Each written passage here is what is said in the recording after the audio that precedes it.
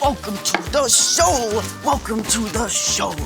Welcome to the show. Hey everyone, welcome to Story Lab. This week we're talking about friendship while we take a look at the story of someone who was not only a great friend, but also a great musician. Maestro, play us in. Welcome to the show. Welcome to the show. Welcome to the show. Wow, wow, wow, wow.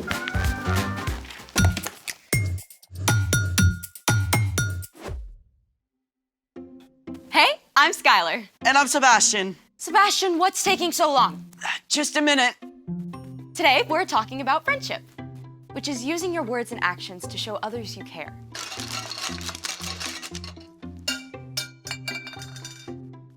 You okay? No worries.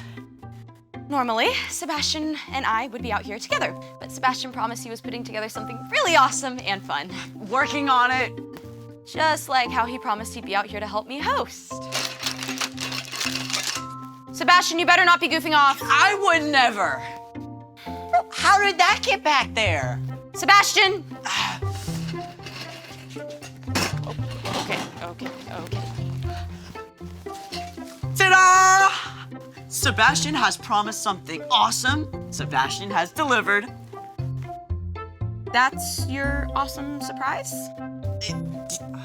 No, this is phase 1 of my awesome surprise. The cart of mystery. Ooh. It's mysterious, all right, but what is it? Yes. Is it something I can eat? No. Is it something scientific? There may be some science involved. Is it the Large Hadron Collider? The world's largest particle accelerator? I suppose that wouldn't fit underneath it. Just tell me what the surprise is.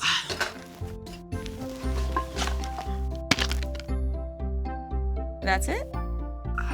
I know it doesn't look like much, but we gotta put it together first. Okay then. Let's make it! Assembly stations ready? Did you read the instructions? I gotta say, this does look kind of cool. Great, let's get started. First up, supplies. If you're following along at home, you're going to need 2 craft sticks, a wide rubber band, 2 smaller rubber bands, a straw, and a pair of scissors. Step 1, use the scissors to cut 2 pieces of a straw that are about 1.5 inches long. Step 2, stretch the thick rubber band around one of the craft sticks. Step 3, place your second craft stick on top and attach it to the first one with a small rubber band. Make sure it's on the same end as the straw. Secure the second straw with another small rubber band. And there you have it. You are now a proud owner of your very own harmonica.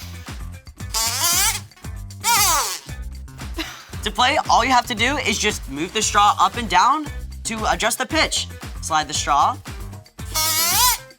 to play higher or lower. Moving the straw pieces closer together causes the rubber band to vibrate at a higher frequency, which is what causes a higher note. It kind of sounds like a kazoo. But wait, there's more. Because why not stop at one awesome instrument when you can have your very own buildable band? I mean, we've got everything here. Like, we've got a shaker made from soda bottle with popcorn in it. I mean, we got a box guitar, tin can drum set. Ready to rock? You know it? 1, 2, 1, 2, 3, 4.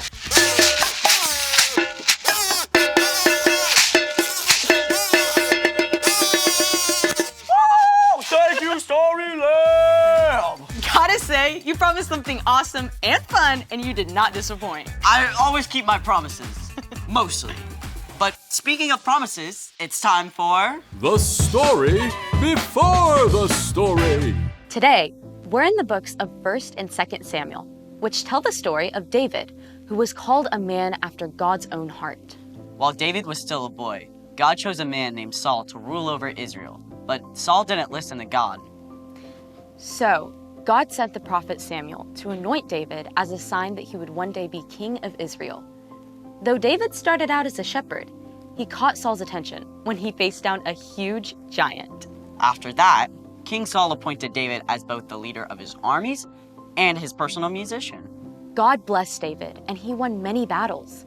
The people loved him. David even became best friends with Saul's son, Jonathan. But the people loved David so much that Saul became jealous. He wanted to get rid of David. And that's where our story starts. Take it away! Hey everyone, I'm Padma. Hi. Today, we have a thrilling tale of friendship and promises.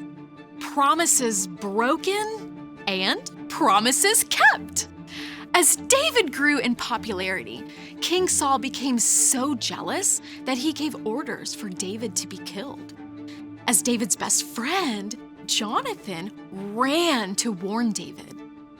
My father is looking for a chance to kill you. Find a place to hide in the field. My father and I will come and stand there. I'll speak to him about you, and then I'll tell you what I find out. Jonathan begged his father not to hurt David.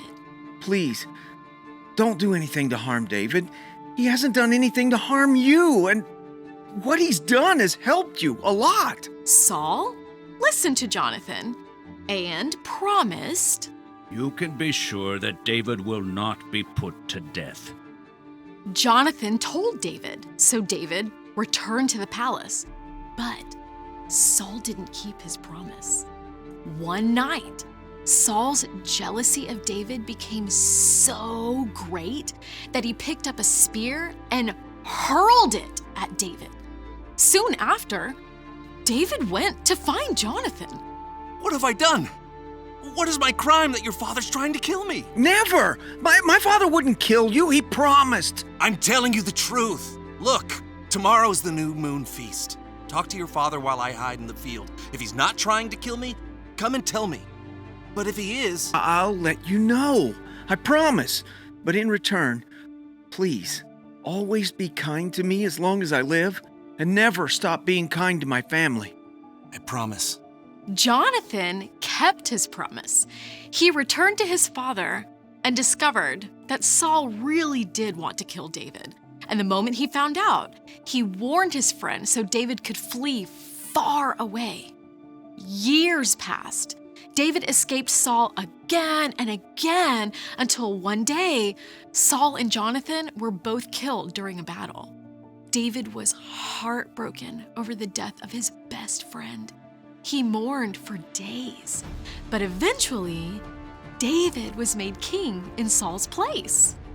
When David was king, he remembered the promise he made to take care of Jonathan's family. My friend Jonathan is gone. Is there anyone still left of his household? God has been very kind to me, and I would like to be kind to that person as well. Jonathan's son Mephibosheth is still alive. He's unable to walk because of an injury he received as a child. Bring him here, so I can keep my promise to Jonathan and show him the Lord's kindness. David had Mephibosheth brought to the palace and welcomed him with open arms. Who am I that you should pay attention to me? Don't be afraid. You can be sure that I will be kind to you because of your father, Jonathan. I'll give you all the land that belonged to your grandfather, Saul, and I'll always provide whatever you need. Some people looked down on Mephibosheth because he couldn't walk, but David made Mephibosheth a permanent member of his royal household, keeping the promise he made to his friend Jonathan all those years before. The end. Okay, that was pretty epic. I know, right? So, what's our part in the story? Well, to start with, we can remember how God has always kept promises to us. God promised to send us a Savior and then followed through by sending Jesus. And just as Jonathan and David kept their promises to each other, we can make sure to keep our promises to our friends as well. Keeping your promises helps build trust between you and your friends. It can help friendships grow. Right. Like, say you borrow a toy or a game from a friend and promise to give it back the next day. Make sure you don't accidentally leave it at home. Speaking of, here's the pen you lent me. Thanks. Or say you promise to let your friend pick the next game when you guys play together. Even if you really don't like the game your friend chooses, it's important to keep your promise and give him a turn. I think you've got it. See you next time.